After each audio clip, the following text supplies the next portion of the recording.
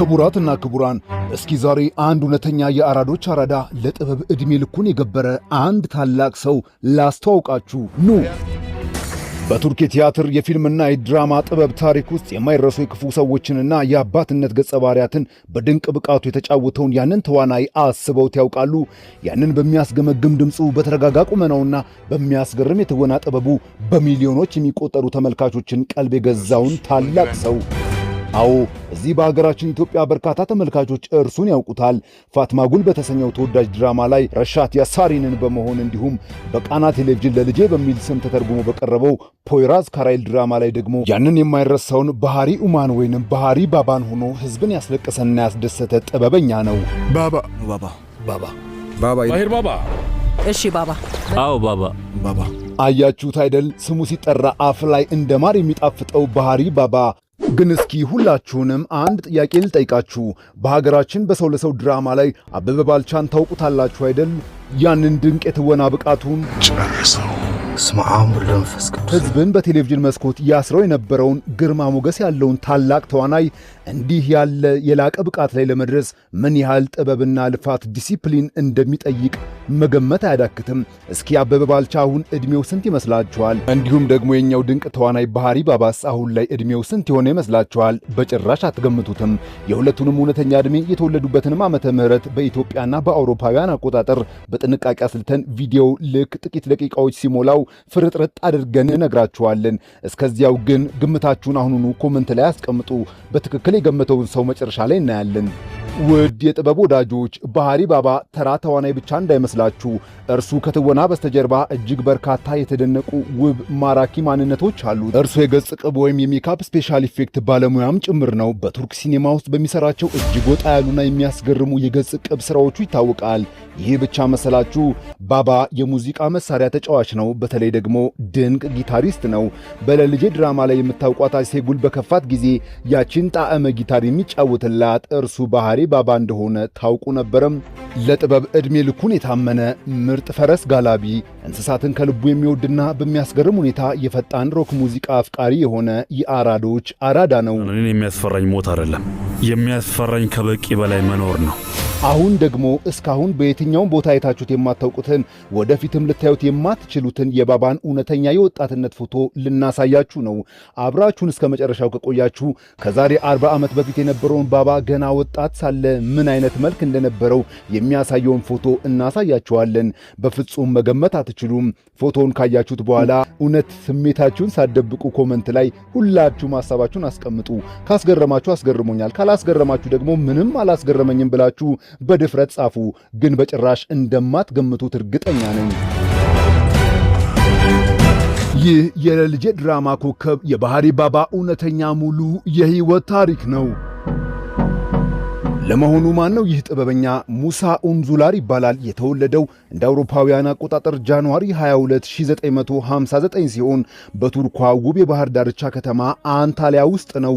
እንደ ብዙዎች በልጅነታቸው በድንገት ከሚታወቁት ተዋናዮች በተለየ ሙሳ የስኬት ማማ ላይ የወጣው በከፍተኛ ዲሲፕሊን በትምህርትና ለዓመታት ባሳለፈው ተከታታይ ልፋት ነው። ገና በወጣትነት ዕድሜው ስለ ስነ ጽሑፍና ስለ ጥበብ ልዩ ፍቅር የነበረው ሙሳ ጥበብን በሙያ ደረጃ ለማጥናት በኢስታንቡል በሚገኘው በታዋቂው በሚማር ሲናን አርት ዩኒቨርሲቲ ኮንሰርቫቶሪ ገባ። እዚያም በትወና በድምፅ አጠቃቀምና በገጸ ባህሪ ግንባታ ላይ ጥልቅ ስልጠናን ወሰደ። ይህ የትምህርት ዘመን በኋላ ላይ በሀገሪቱ ውስጥ ግንባር ቀደምና የተከበረ ተዋናይ እንዲሆን ጠንካራ መሰረት ጥሎለታል።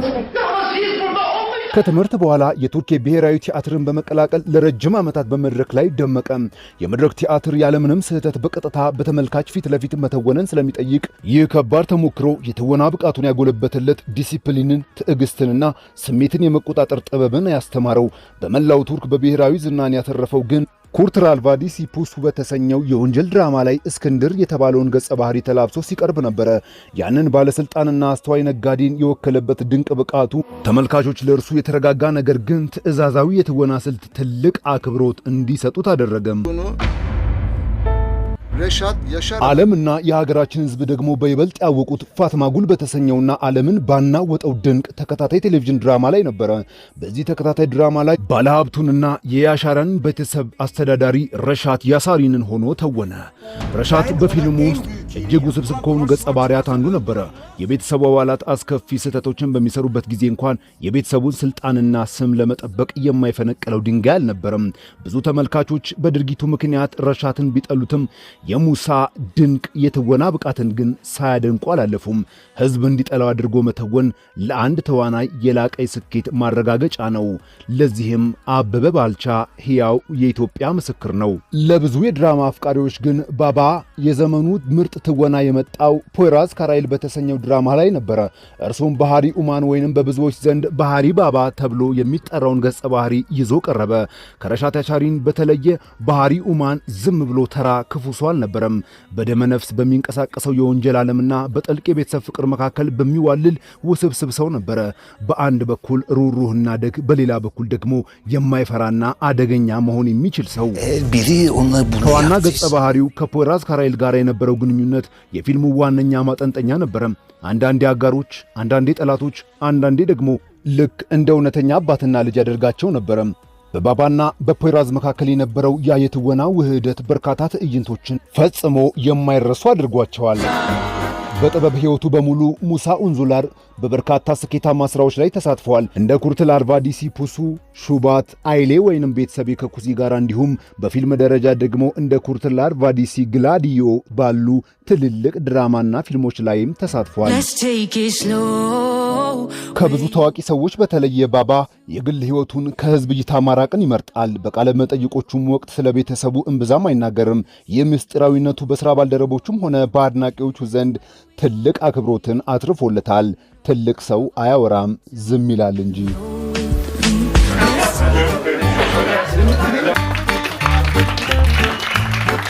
ክቡራትና ክቡራን አሁን ቪዲዮአችን 7 ደቂቃ አልፏል። ቅድም የጠየቅናችሁን የዕድሜ ሚስጥር በጥንቃቄ የምንገልጥበት ሰዓት ላይ ደርሰናል። ዝግጁ ናችሁ?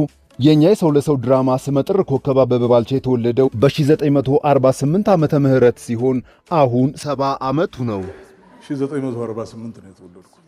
የላቀ ብቃቱና ግርማ ሞገሱ ዛሬም በሕዝብ ዘንድ ተወዳጅ ያደርገዋል። ወደኛ ተወዳጁ ባህሪ ባባ ወይንም ሙሳ ኡንዙላር ስንመጣ ደግሞ እርሱ የተወለደው እንደ አውሮፓውያን የዘመን ቀመር ጥር 22 ቀን 1959 ዓመተ ምህረት ሲሆን በኢትዮጵያ አቆጣጠር ደግሞ 1951 ነው። ስለዚህ አሁን በዚህ በ2026 ዓመተ ምህረት የባህሪ ባባ እውነተኛ ዕድሜ 67 ዓመቱ ነው። እንዴት ነው የገመታችሁት? ከእውነተኛው ዕድሜው ጋር ተገናኘላችሁ? እነሆ ይህ በስክሪን ላይ የምታዩት የባህሪ ባባ ከዛሬ 40 ዓመት በፊት የነበረው እውነተኛ የወጣትነት ፎቶ ነው። ምን አይነት መልክ እንዳለው አያችሁት አይደል? በፍጹም አትገምቱትም ብያችሁ ነበረ። አሁን ሁላችሁም በየኮመንታችሁ ላይ ካስገረማችሁ አስገርሞኛል፣ ካላስገረማችሁ ደግሞ ምንም አላስገረመኝም እያላችሁ ሐሳባችሁን ረጥረጥ አርጋችሁ ጻፉልኝ። የሙሳ ኡንዙላር የጥበብ ጉዞ የሚያሳየን ዘላቂ ስኬት የሚገኘው በትዕግስት፣ በትምህርት፣ በዲሲፕሊንና ለሙያ ባለው ታማኝነት መሆኑ ነው። በቲያትር መድረክ ጀምሮ ዛሬ በቱርክ ውስጥ እጅግ ከሚከበሩ የቴሌቪዥን ተዋናዮች አንዱ ለመሆን የበቃው ይህ ታላቅ ሰው ለአዳዲስ ተዋናዮች ትልቅ ማበረታቻ ነው። ሙሳ ኡንዙላር ወይንም ባህሪ ባባ በቱርክ የቴሌቪዥን ታሪክ ውስጥ የማይረሳ የታሪክ አሻራ ጥሏል። ክቡራትና ክቡራን ስለተከታተላችሁን ከልብ እናመሰግናለን። ስለ ልጆቹ ምንም ያገኘነው መረጃ የለም፣ ከሌለ የለም እንላለን፣ አንዋሽም። ቪዲዮ ከተመቻችሁ ይህንን ቪዲዮ ላይክ ማድረግ እንዳይረሳ። ለቻናላችንም አዲስ ከሆናችሁ ሰብስክራይብ አድርጋችሁ የደውል ምልክቷን ተጫኑ። በቀጣይስ የትኛውን ኮከብ እንድንሰራላችሁ ትፈልጋላችሁ? ጋምቦ ወይስ ማን? በኮመንት አሳውቁን። በሉ ቻው። Let's take it slow. Who cares where we gotta be? You know you'll have a good time wherever you're.